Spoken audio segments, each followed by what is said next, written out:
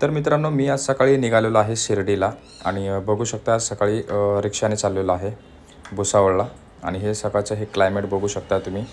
ॲटोमध्ये बसून आता तिकडे चाललेलो आहे आणि ट्रेन आहे, लवकरच जायचं आहे. आणि आता भुसावळ रेल्वे स्टेशनला उतरून समोर पाहिलं तर आपल्या देशाचा हा फ्लॅग बघा.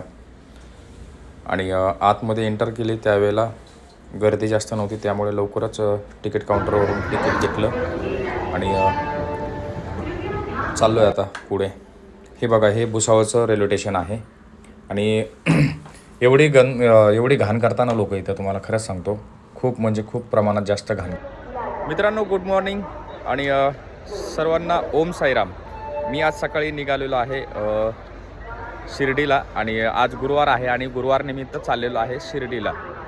तर बघू शकता आता रेल्वे स्टेशनला आलेलो आहे भुसावळच्या आणि ट्रेन पण आलेली आहे, वास्को गोवा एक्सप्रेस जी आहे, हजरत निजामुद्दीन रेल्वे स्टेशन.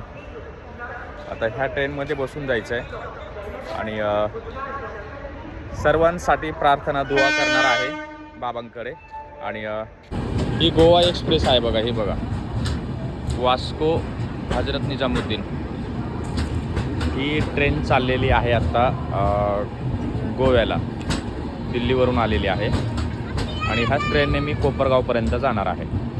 जर तुम्हाला कधी जायचं असेल तर तुम्ही भुसावळ स्टेशनमधून ठीक 8:45 वाजता ही ट्रेन इथे येते, किंवा जास्त उशीर जर झाला तर 9 वाजता.